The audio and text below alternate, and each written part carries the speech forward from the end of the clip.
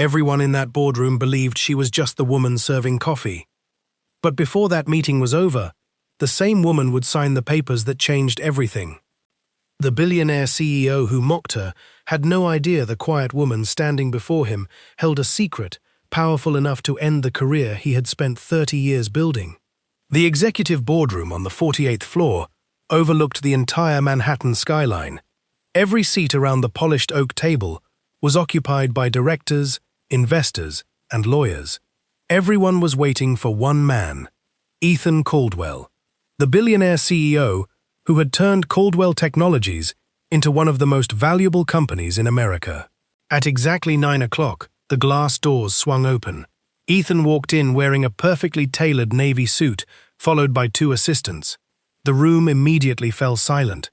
He expected nothing less. Power was something he had worn for so long that it had become part of his personality. He believed there were only 2 kinds of people in the world, those who mattered and those who served them. A few moments later, another employee entered the room. She pushed a small coffee cart with quiet confidence. Her name was Naomi Brooks. She wore a simple company uniform. Most executives never looked twice at her. She had worked in the building for 6 years, serving coffee at executive meetings every Tuesday morning.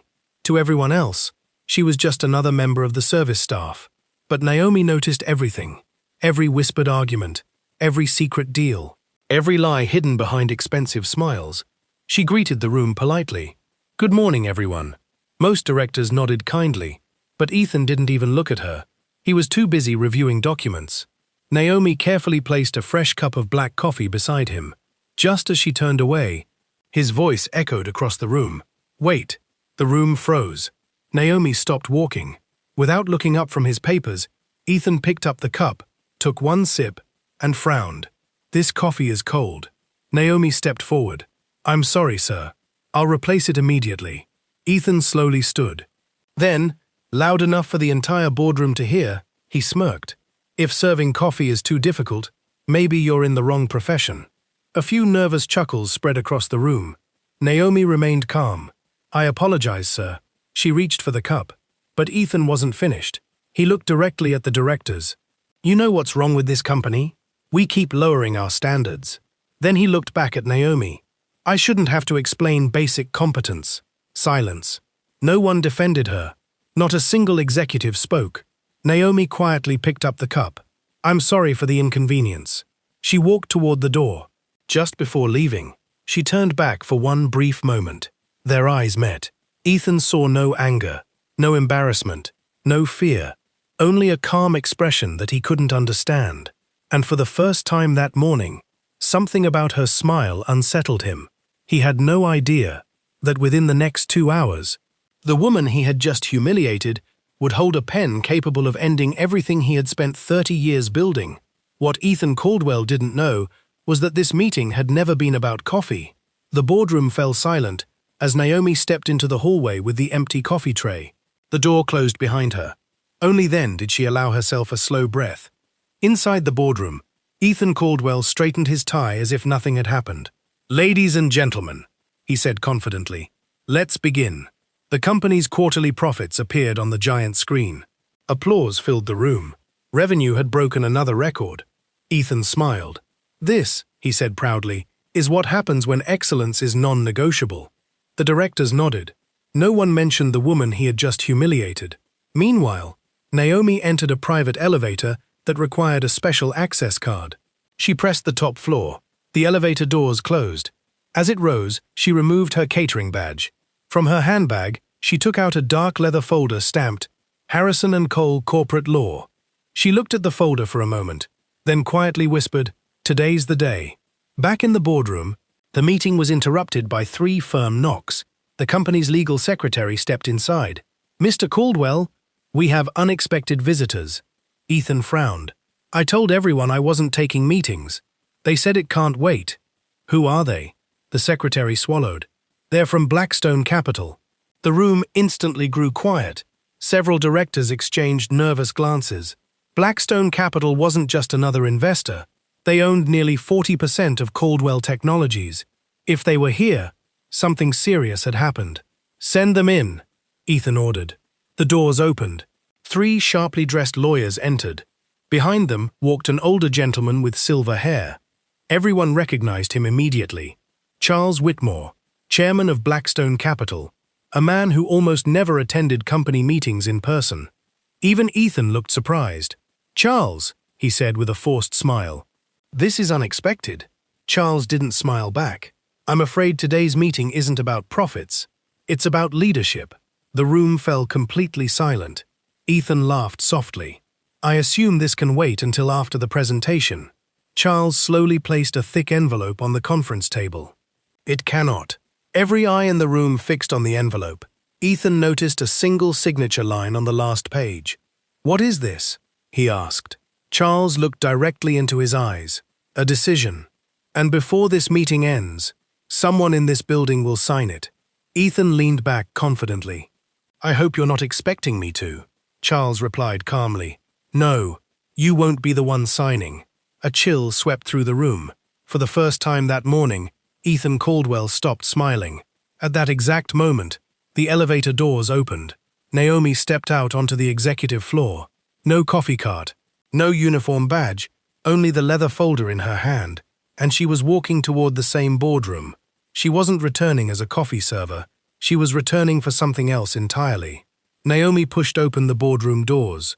The room fell silent. Every executive turned to look at her. Ethan frowned. "I thought I asked for fresh coffee." Naomi didn't answer. Instead, she walked calmly past him and placed the leather folder on the conference table. Charles Whitmore smiled. "Right on time." The board members exchanged confused looks. Ethan's expression hardened. "What is this?" Charles stood. "Ladies and gentlemen, I'd like to introduce someone most of you have never truly met." He turned toward Naomi. "This is Ms. Naomi Brooks. For the last 6 years, she has worked in this building under a confidential leadership assessment approved by our board."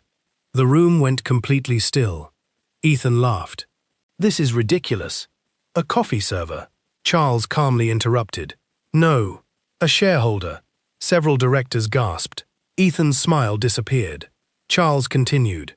6 years ago, Blackstone Capital quietly appointed Naomi to observe the culture inside Caldwell Technologies. Not from the executive offices, but from the ground floor. She wasn't here to serve coffee. She was here to observe how people with power treated those they believed had none. A heavy silence settled over the room.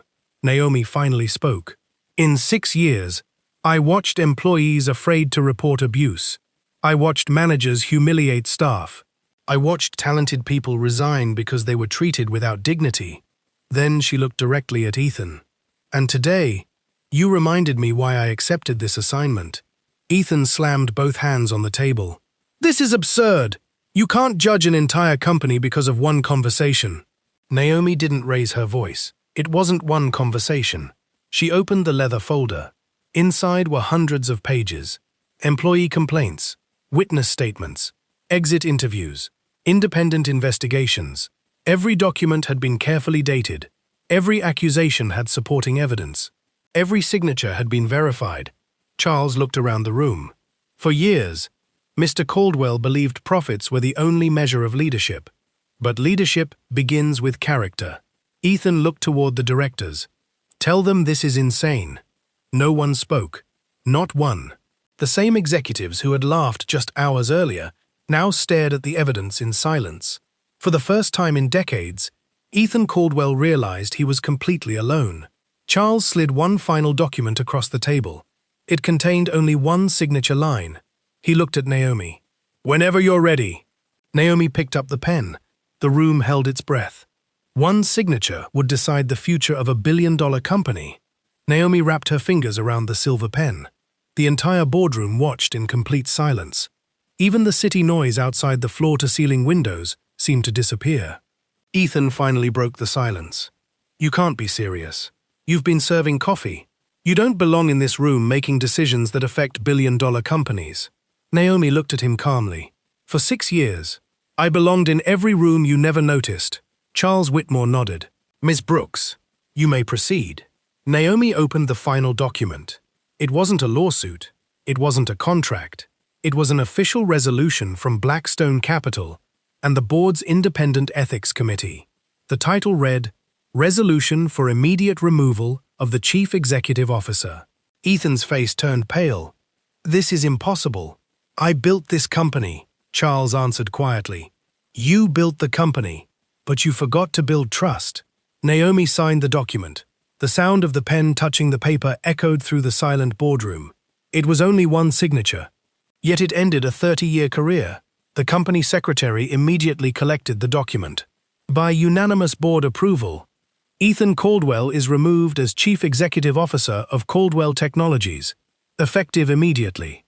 The words hit the room like thunder. Several directors lowered their heads. Others quietly closed their laptops. No one celebrated. This wasn't revenge, it was accountability. Ethan looked around the room, searching for someone, anyone, to defend him. The directors who had praised him for years avoided his eyes. The executives who had laughed at Naomi's humiliation sat frozen. No one spoke. Finally, Ethan looked at Naomi. Was this your plan all along? She shook her head. My plan was to believe people could change. You had 6 years to prove me right. You chose not to. Those words hurt more than losing his title. For the first time in his career, no amount of money could buy back respect. Security politely entered the room. One officer stepped forward. Mr. Caldwell, we'll escort you to collect your personal belongings. Ethan picked up the family photo that had always sat beside his chair. He stared at it for a long moment. Then he quietly walked toward the door. Just before leaving, he stopped. Without turning around, he asked, What happens now? Naomi answered softly, Now, the people you ignored finally get the chance to be heard. The doors closed behind him. The most powerful man in the building had left, not with applause, but with silence. 6 months later, Caldwell Technologies looked different. Employee turnover had fallen. Anonymous complaints had dropped dramatically. Managers received leadership training. Respect became part of every performance review. Naomi never became CEO. She didn't want the position. Instead, she accepted a seat on the company's Ethics and Culture Committee, helping ensure that every employee, from the newest cleaner to the most senior executive, was treated with dignity. One afternoon, as she walked through the company cafe, a young intern nervously spilled coffee on the floor. The intern froze. I'm so sorry. Naomi smiled, picked up a napkin, and helped clean the spill. Then she said, Don't worry. Everyone deserves grace when they make a mistake. Several employees smiled. That simple moment reminded everyone that true leadership isn't about power. It's about how you treat people who have nothing to offer you in return. As everyone slowly left the boardroom, Charles Whitmore called out, Naomi, wait. She turned. Charles handed her a small white envelope. It was Richard Caldwell's final instruction. Naomi looked confused. Richard? Charles nodded. The founder. He told me to give you this only after today's meeting. Naomi carefully opened the envelope. Inside was a handwritten letter.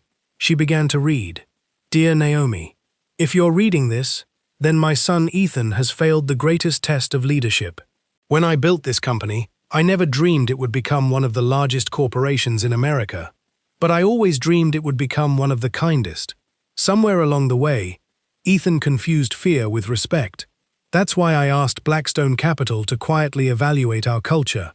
Not through executives, not through reports, but through the eyes of someone everyone would overlook. You. Naomi's eyes filled with tears. She continued reading. For 6 years, you treated every employee with dignity. You listened to people no one else noticed. You proved that true leadership doesn't come from the corner office. It comes from compassion. If my son failed, I trusted you to help save what I built. Thank you. Richard Caldwell. Naomi slowly folded the letter. For the first time all day, she cried. Not because she had won, but because someone had believed in her long before anyone else did. Charles smiled gently. He was proud of you. Naomi looked through the glass windows overlooking New York City. I hope one day this company becomes known not for the billions it earns, but for the people it respects. Charles quietly replied, I think today was the first step. The camera slowly pulled back. Employees walked through the halls. A janitor laughed with a manager. An intern shared ideas with a director. For the first time, no one's job title mattered. only the way they treated one another. Respect costs nothing, but the lack of it can cost everything. The strongest leaders aren't remembered because they were the richest. They're remembered because they made people feel seen, valued, and respected. And so, Ethan Caldwell lost the title he valued most, not because he lacked intelligence or ambition, but because he forgot one simple truth. Every person deserves respect, no matter their position. Now, we'd love to hear from you. If you were on that board, would you have voted to remove Ethan Caldwell, or would you have given him a second chance? Tell us why in the comments below. If you enjoyed this story, please like this video, subscribe to Storyloom, and turn on the notification bell so you never miss another powerful story with unforgettable twists. Thank you so much for watching Storyloom. Until next time, remember, the way we treat people when no one is watching says more about us than any title ever could. See you in the next Storyloom story.